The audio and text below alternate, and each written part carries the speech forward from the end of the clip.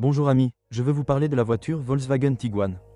Le Volkswagen Tiguan est un crossover compact qui rencontre un véritable succès sur le marché secondaire. Non seulement elle est, comme la plupart des voitures de cette marque, définitivement trop chère, mais elle perd également de la valeur très lentement. Le Volkswagen Tiguan est une voiture relativement moderne. Les modèles des années suivantes ont été équipés de nombreux équipements qui n'apparaissent que maintenant sur les crossovers coréens. Les amortisseurs adaptatifs sont une option intéressante, même si dans une voiture d'occasion ils ne constituent pas forcément un avantage. Il existe également une boîte automatique à double embrayage DSG, un autre gadget à éviter.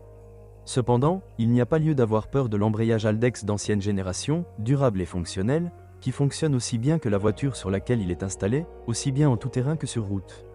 Si vous vous attendez à une très bonne traction, vous devriez rechercher la version Track Esperluette Field avec un système ESP calibré pour la conduite tout-terrain, le mode dit off-road, et un pare-choc avant et des couvercles de train de roulement de forme légèrement différente.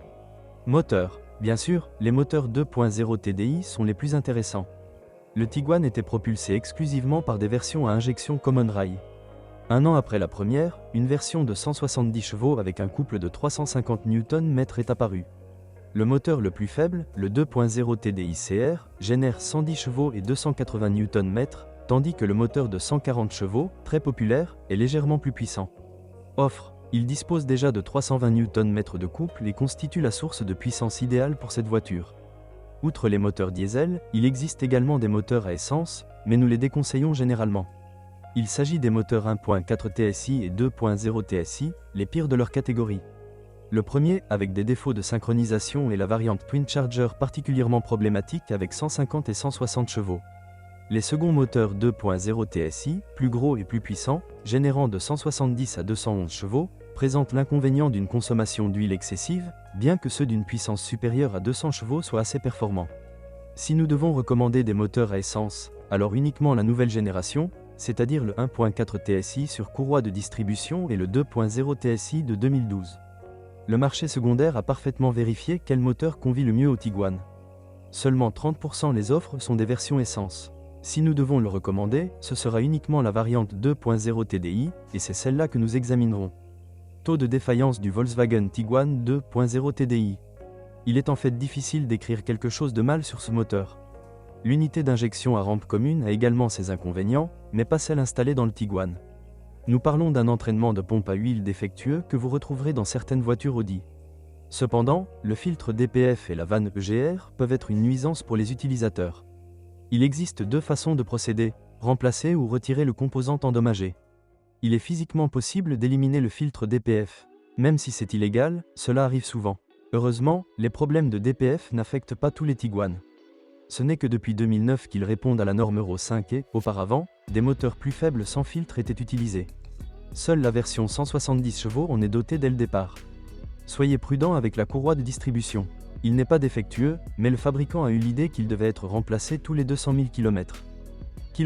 Bien sûr, il n'est pas surprenant que la ceinture se brise tôt. Nous recommandons de remplacer l'ensemble de distribution tous les 100 à 150 000 km. Le système d'injection est très durable. Son usure peut survenir après un kilométrage de 250 à 300 000 km. Le volant bimasse ne tombe pas souvent en panne et les boîtes de vitesse manuelles sont durables. Attention au double embrayage DSG. Après environ 200 à 250 000 km peuvent nécessiter une réparation plus sérieuse ou un remplacement de l'embrayage. Dans tous les cas, l'entretien de cette boîte de vitesse sera coûteux. Si vous achetez une voiture avec cette boîte de vitesse, veillez à changer l'huile régulièrement. Le turbocompresseur est un élément permanent. Il s'use uniquement à cause de la négligence ou de la simple usure. Le constructeur recommande de changer l'huile moteur tous les 25 000 km. Ou une fois par an, mais nous recommandons de le faire tous les 15 000 km. Et choisissez toujours une huile conforme à la norme Volkswagen 507.00 ou supérieure. Le Tiguan est dans l'ensemble une voiture très fiable, l'une des meilleures Volkswagen de cette période. Si l'on prend en compte uniquement les variantes diesel, c'est également l'une des meilleures de sa catégorie.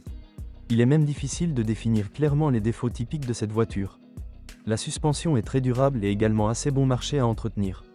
Au niveau du châssis, la préoccupation principale est l'embrayage Haldex qui met en œuvre la transmission 4 MOTION. Il est difficile de l'endommager, mais facile de le détruire par négligence. L'huile doit être changée tous les 60 000 km, mais il vaut la peine de raccourcir l'intervalle de remplacement à 40 000 km. De plus, lors de l'achat d'un Tiguan d'occasion des premières années, nous vous conseillons d'examiner de plus près le plancher lui-même, qui peut présenter des signes de corrosion, et les ressorts arrière, qui se cassent assez facilement en cas de surcharge.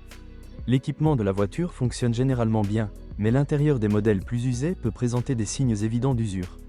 Parfois, l'ordinateur de bord ne fonctionne pas, il y a un problème avec la radio et dans d'autres cas, le système de verrouillage centralisé tombe en panne. Il s'agit toutefois de situations sporadiques et pas nécessairement typiques de ce modèle. Le coût d'entretien de cette voiture dépend en grande partie de l'état du moteur. Un bon moteur diesel consomme environ 6,5 à 7,5 litres 100 km et ne nécessite pas grand-chose d'autre que de l'entretien. Le Tiguan ne tombe pratiquement pas en panne et les prix des pièces sont bas en raison de la popularité du modèle et de leur interchangeabilité avec d'autres. Les accessoires du moteur sont assez chers, comme c'est le cas pour tout moteur diesel, même si l'utilisateur de cette voiture ne devrait pas s'en plaindre. Après l'achat de votre Tiguan, nous vous recommandons un entretien complet. Le changement des fluides et des huiles est essentiel. N'oubliez pas la boîte de vitesse, également manuelle, et l'embrayage Haldex. Il convient également de prêter attention à la synchronisation de l'entraînement. Dans les véhicules 4x4, veillez à monter les mêmes pneus sur les 4 roues. D'une certaine manière, cela en vaut la peine, même si vous devrez payer assez cher pour la voiture. Le Volkswagen Tiguan est très apprécié car il s'agit d'un modèle raffiné, vraiment intéressant, qui peut être revendu facilement et rapidement, même avec un bénéfice minime. Pour beaucoup moins d'argent, vous pouvez acheter quelque chose de japonais, de coréen ou même un Renault Koleos, plus grand et pas pire. Vérifiez soigneusement le marché avant de payer trop cher. Néanmoins, le Tiguan vaut son prix. C'est l'un des meilleurs Volkswagen de ces dernières années. Merci de m'écouter, n'oubliez pas de vous abonner à la chaîne et de noter ma vidéo. Si vous connaissez des problèmes avec cette voiture que je n'ai pas mentionnée, assurez-vous de les publier dans les commentaires. Bonjour les amis, vous cherchez une voiture d'occasion, vous devez prêter attention au site web carm.pro. Carm.pro est grand catalogue de voitures, moteurs, boîtes de vitesse. Et le meilleur, c'est que vous pouvez trouver des informations sur les pannes de n'importe quelle pièce, complètement gratuit. Allez sur le site web carm.pro et découvrez tous les éventuels points faibles des voitures d'occasion.